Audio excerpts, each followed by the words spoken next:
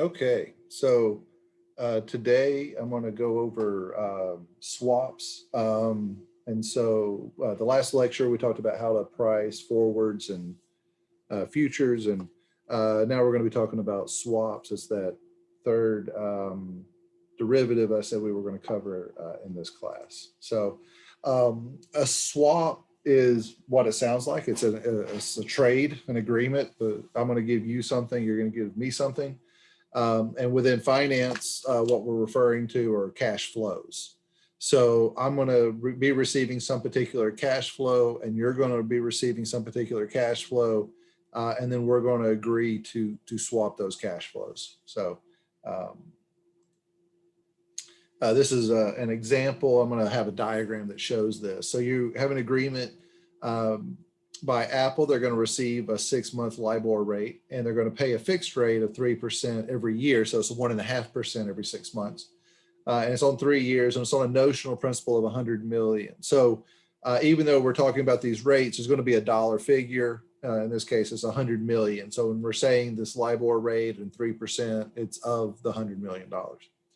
And then here's what these cash flows would look like. So as LIBOR is changing, if you notice the first time it was 2.2%. So when that cycle comes up in 6 months, we'll get half of that, 1.1%. And then LIBOR goes to 2.8, so we get 1.4, because again, it's every 6 months. The fixed cash flow, because we're receiving LIBOR, we're going to pay out 3% per year or 1.5% every 3 months. And then the difference in those two is what the net will be. And remember, we would multiply this times $100 million to get what the dollar value of the cash flow is. Was just to show you the fixed to floating relationship. Okay. The two things that we're going to be focused on are converting liabilities or converting assets, right? And so when we're using a swap, we're normally going from fixed to floating or floating to fixed, and we can do this on assets or liabilities. When we're doing like financial risk management, we want our assets and our liabilities to match. And so we want them to both be floating or both be fixed. We would want them to both have the same duration.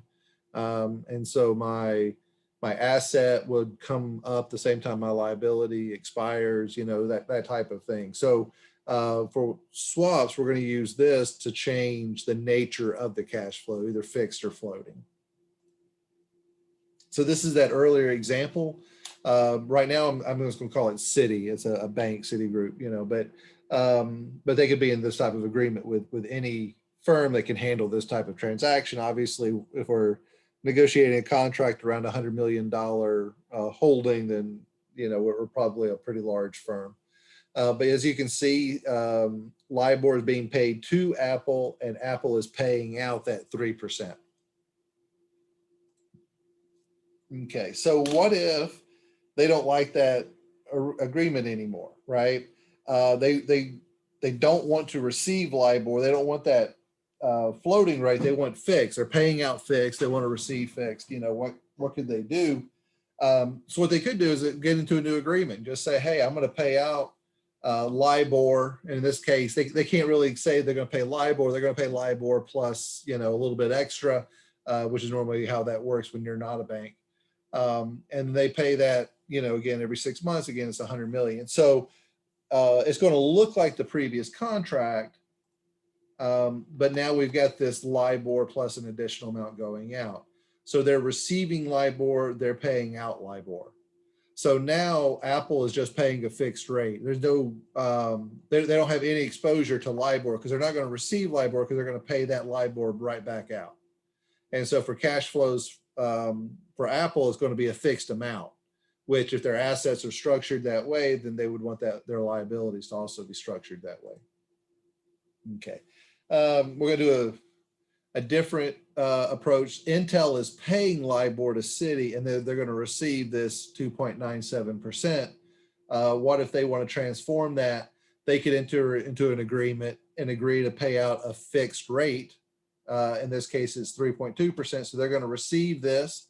They're going to pay out this. And so effectively, what they're paying is LIBOR plus you know, whatever that difference is, 0.23 or 23 basis points, right? So LIBOR plus 23 basis points is their net payout. So if they wanted to transform fixed to just having that floating amount, they can do that. And then this is Apple paying a fixed rate. They're receiving LIBOR. They could form this fixed rate, paying out fixed, receiving LIBOR. Now they're getting this floating rate that's going to change with LIBOR, where before they were just going to get a fixed rate. And so these types of contracts, the fixed to floating, it can be assets, it can be liabilities. But all we're doing is entering into agreements that are going to transform, whether it's a fixed amount or it's some sort of adjustable rate, right? So, and again, all we're trying to do is make sure that our assets and our liabilities match with each other when we're doing this. Okay, just another example. Sometimes you get a quote of you're going to receive LIBOR minus an amount. You're normally going to pay LIBOR plus an amount.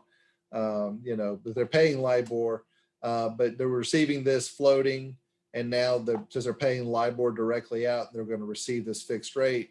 They're going to be receiving just a fixed income stream, so it's a fixed asset instead of this floating rate asset. So let's see. Yeah, this is just to show you how these rates will vary over time. Just trying to show how going out in the future you'll see this difference in bid and offer, and that's how we come up with our swap rates. Now, one of the things to keep in mind is different assets have different day count provisions. So some use actual calendar days. Some use 360 days. So we say 30 days a month for 12 months. And I know that's not the same as a year. And I know we have months with more than 30 days, and we have a month that has fewer than 30 days. But that's just the convention that we use, right? A lot of those older rules made a lot of sense when we were, first coming up with these.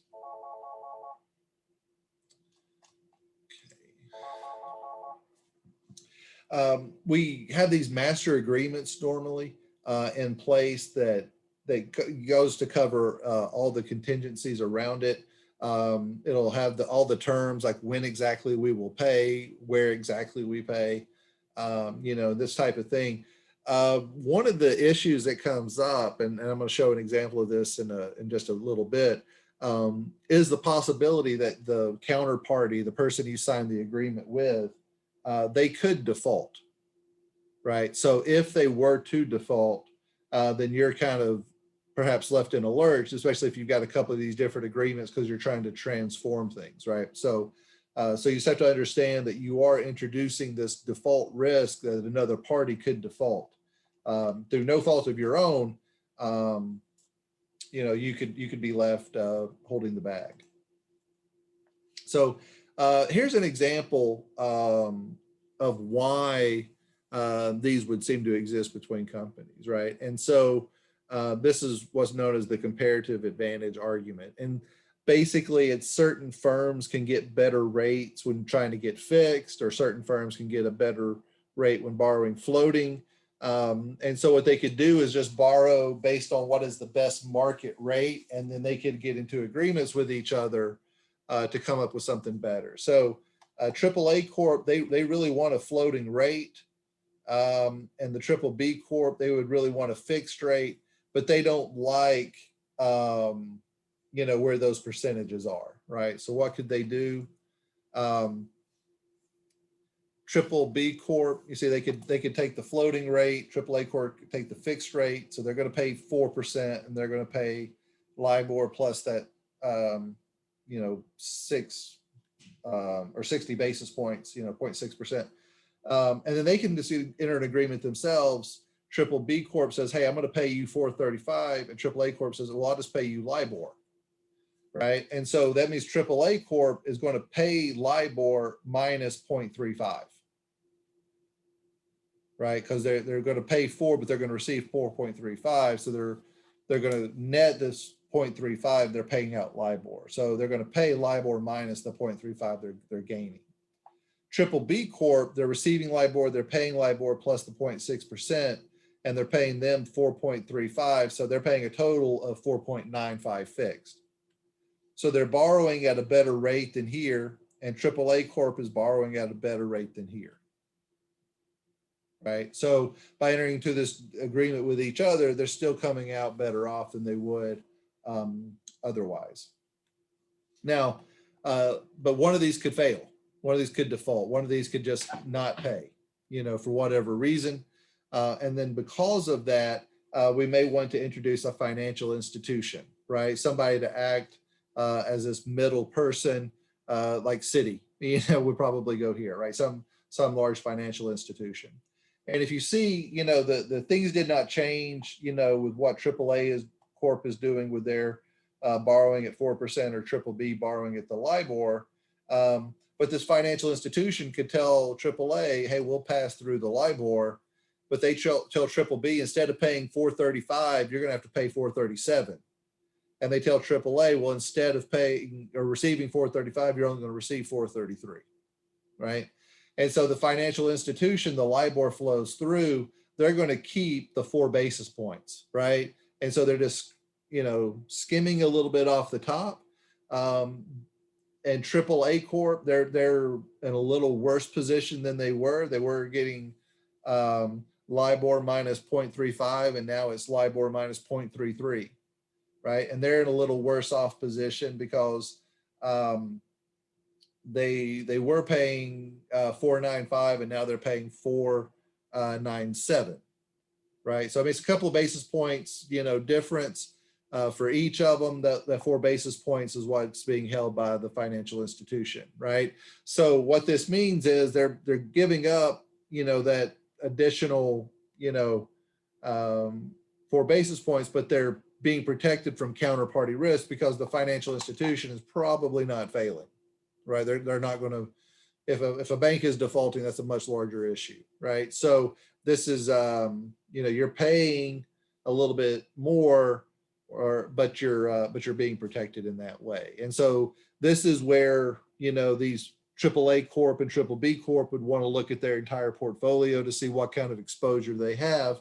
And is it worth being involved in this type of agreement with this financial institution acting, as this middle ground to protect them from it? Or are we better off keeping that risk ourselves and making the higher income, like self-financing the risk? Right. And that's going to be something each corporation is going to come up with on their own. Okay. So there's some arguments like, hey, this isn't really, what's going on, because, these are longer term rates, even though the fixed portion would be fixed for a long term, the LIBOR rates, those are going to be floating rates, right? So they're going to be fluctuating. And so these spreads between fixed and floating can narrow, or they can widen. And so, what looks like a great deal now, in a couple of years after some central bank movement or whatever, suddenly they cannot look nearly as good. We actually saw this happen in the United States with borrowing by the city of Berkeley in California. Berkeley's a suburb of San Francisco. It's where the University of California is located. And they had borrowed a lot of money, and then they had entered into a lot of swap agreements because they were trying to convert their fixed rate to a floating rate. This is when interest rates were just extremely low. And then they did those agreements, and then the markets moved against them. And then they wanted to get out. They said we were taken advantage of, and that type of thing. And Goldman basically said, look, we signed a contract. If you want out, it's okay. This is how much it costs to get out of the contract. And it was billions and billions of dollars. So there was some legal action around that. But at the end of the day, it's a contract. So they were on the hook for that. But But yeah, so what looks like a really good deal right now may not be, and so this could end up not being very good for you. How do we value this? Whenever we create the swap, we're going to try to make the swap worth zero. It won't necessarily be exactly zero because sometimes things will move just a little bit, as you're getting documents prepared and things like that. But we try to get it as close to zero as possible to begin with, and then we'll just let it sort of develop over time. So we'll come up with the agreement, we'll sign the contract, and then over time, it's like the situation I gave with Berkeley, California. Going forward, then we can have some sort of value on this, because if interest rates move up or down, suddenly this swap could be worth a lot of money for one party or the other.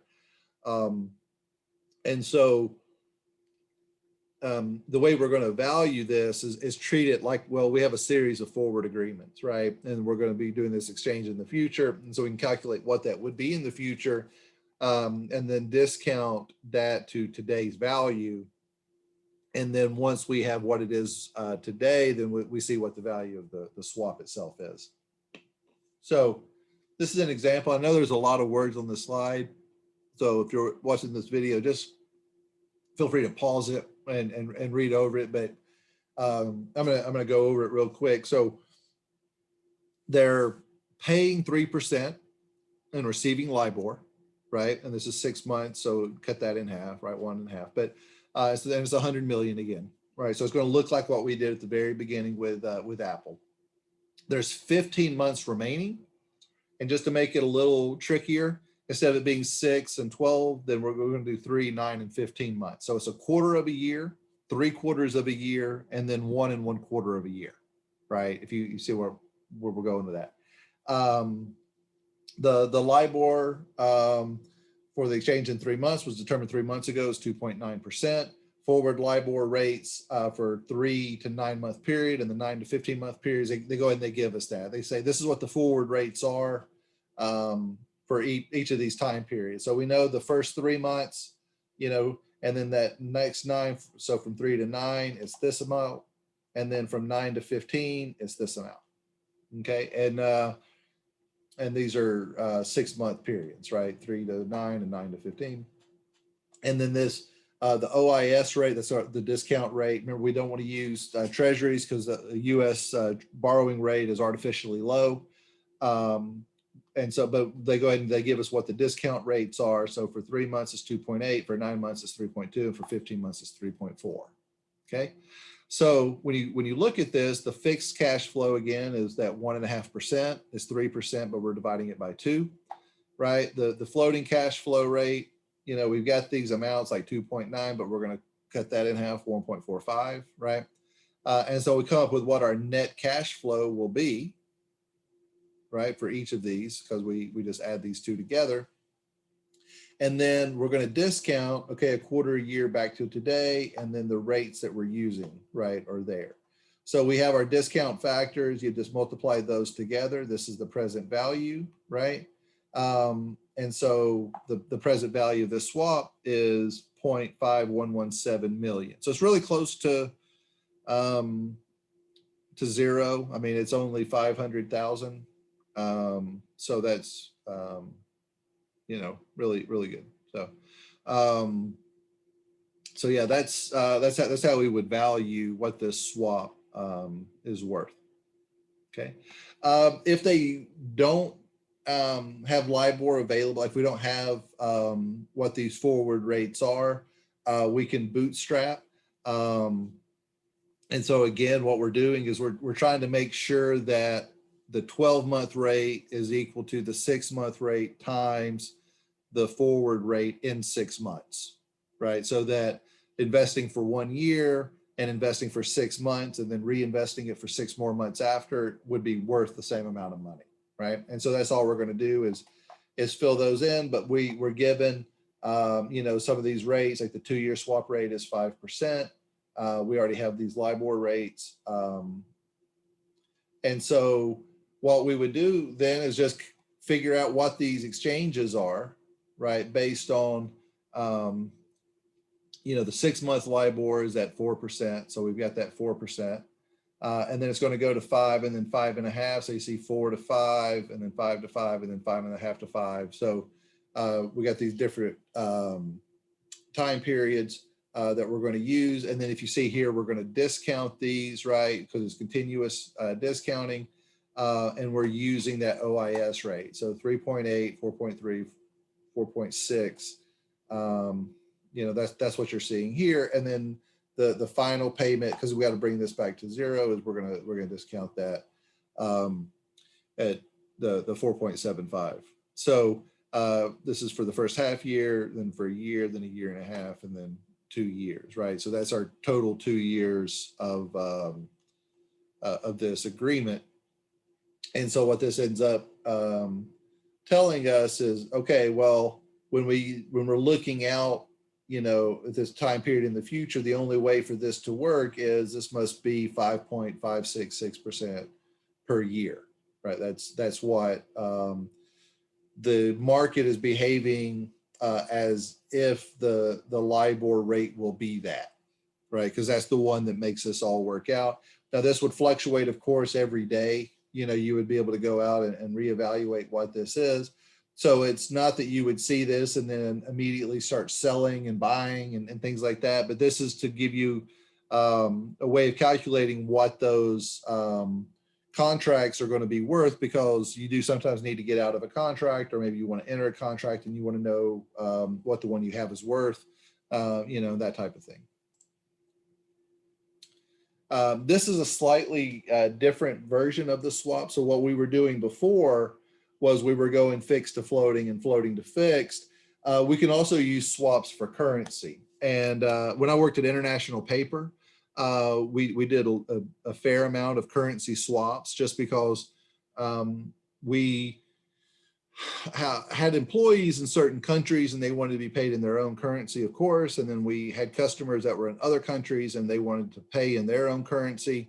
And we were a commodities company, so we didn't really have a lot of say to companies. So we would normally contract, you know, with their own currency, but then we would have to figure out how are we going to, you know, give up euros and get more dollars or whatever. So, so this is an example where we have these two fixed agreements.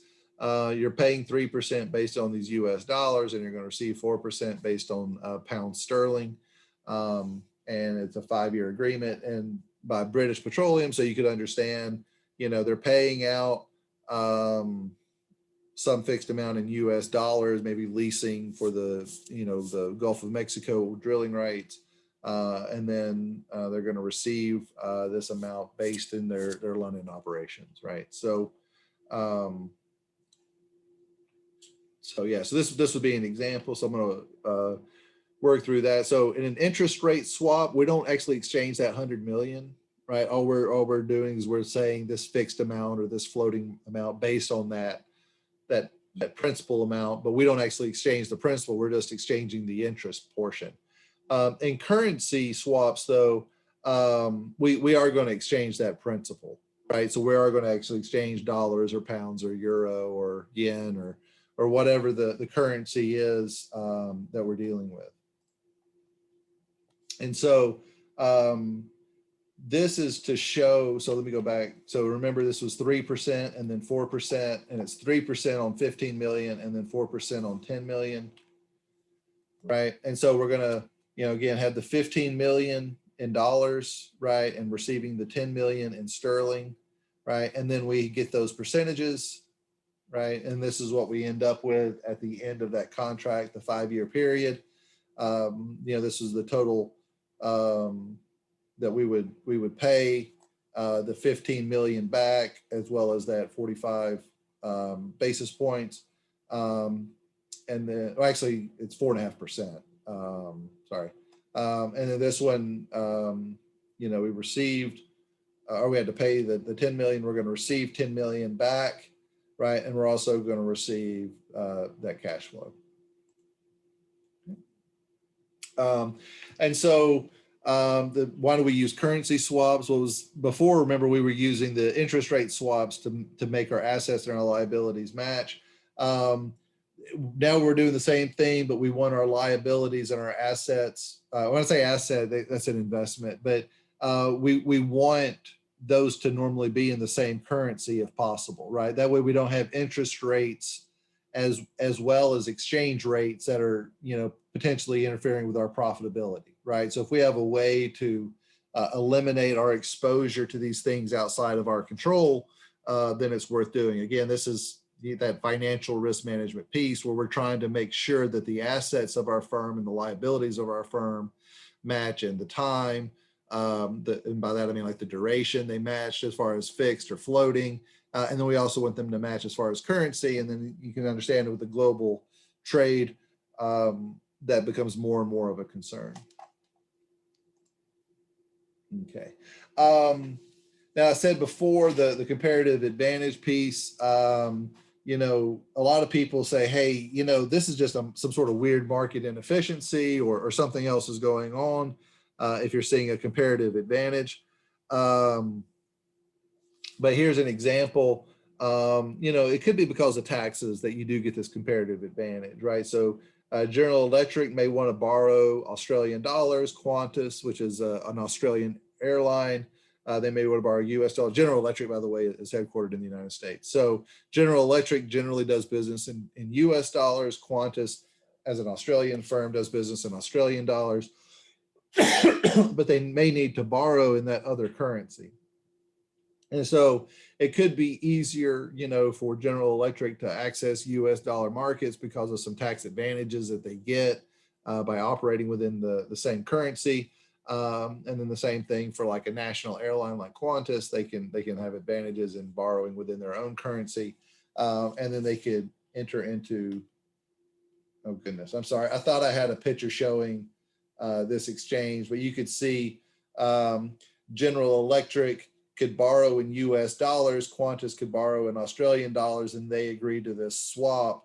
So the General Electric effectively borrows in Australian dollars and Qantas effectively borrows in US dollars, but they get a much more favorable rate, right? Because of their positions. All right. And then as far as valuing those, so when we're trying to value it, we can treat it like we did the forward rates, like we did when we were looking at valuing interest rate swaps, or you could treat it as two different bonds, one bond denominated in like US dollars, the other bond denominated in Australian dollars, and then come up with a value in that way. And so here's an example. We'll say that the Japanese interest rate is 1.5%. The US dollar interest rate is at 2.5%. You can receive 3% in yen. You're paying 4% in dollars. You're paying annually. The principal is $10 million, or 1.2 billion yen, or 1,200 million yen. A swap is going to be for 3 more years, right? So we're going to have 3 of these annual payments. And then the current exchange rate is 110 yen per dollar, which is about normal. Yen is about 1 cent normally. So, so looking in terms of forward rates, the dollar cash flow is a fixed amount, right? This 4%, right?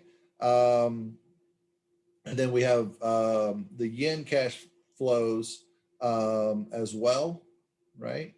And we're going to have to pay the $10 million, and we're going to receive the 1,200 million yen, right? So that's what this piece is.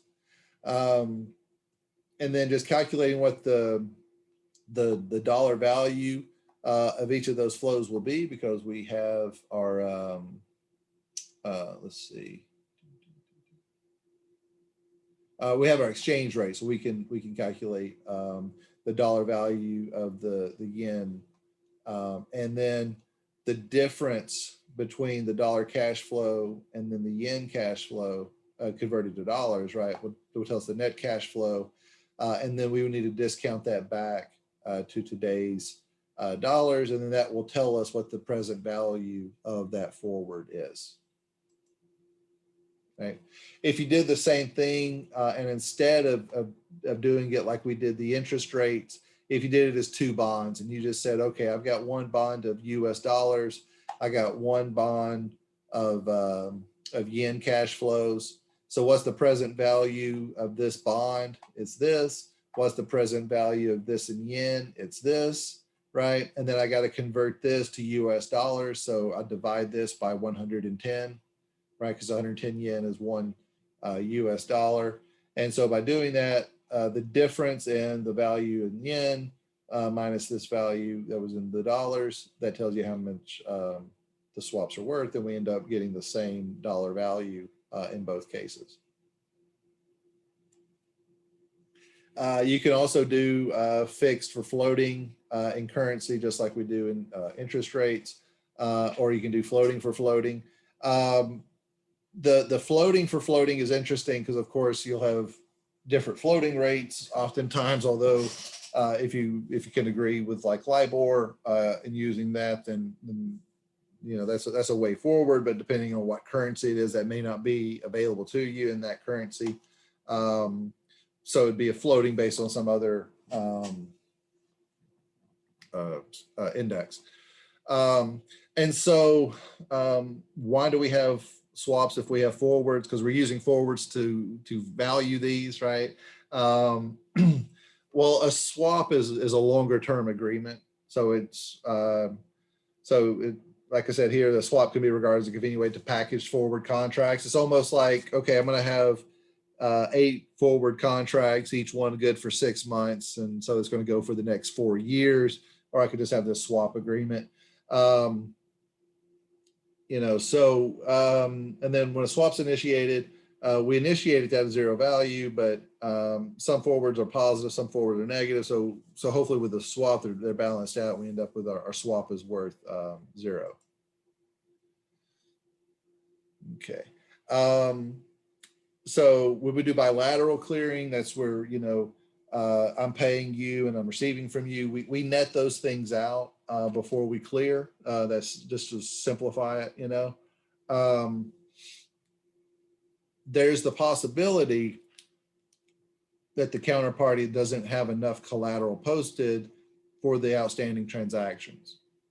And yet, remember, this is not a standard thing, these swaps agreements, you know. So you just got to be very careful. Things could be over collateralized. You know, people are assuming that collateral is there for them, but it's actually being used by multiple agreements. And so there's the possibility that they default, right? And then that's why I was saying that counterparty risk, that's this credit risk, that the person you're in agreement with, they default. You did everything you were supposed to, you paid all your bills. You know, we saw this not exactly with these transactions, but with more sort of daily transactions you may have seen during the COVID shutdown, right? You had restaurants that owed money, right? And they couldn't be open, but they still had to pay their power bills, you know, and things like that. So you could be in a position where you didn't do anything wrong, but you're not going to receive your cash flow and you're still on the hook to pay out those cash flows, right? So that's a possibility when you're entering into these agreements. Okay, and then credit default swap. We're going to get into this a bit later because credit default swaps are something that are worth understanding on their own. But since we're doing swaps, I want to go ahead and mention that. People suddenly understood what these were back during the 2008 financial crisis, because this is what led to the default spreading throughout the economy, right? And so a credit default swap, remember I said a swap is I'm going to receive some amount and you're going to receive some amount, and we're just going to swap those agreements, right? So we could have a credit default swap where there's some sort of credit out there and all of the people that have borrowed this money, they're paying. Well, in the event that they default, however we define that, we'll have rules, you know, because it's not somebody was necessarily late for 14 days, right? That's not necessarily a default. So we'll come up with some agreement on what exactly is the default. But then what happens is we end up having that swap because of that default. I received this other amount of money. So during the financial crisis, we had homeowners that had mortgages and then they defaulted, right? And then it turns out we had one firm that had signed just a ridiculous number of these credit default swaps called AIG, right? And AIG was they had billions and billions outstanding, right, in these credit default swaps that they just could not pay, right? Now the bigger issue why this ended up spreading, because that's bad, right? And you get that counterparty risk and all of that.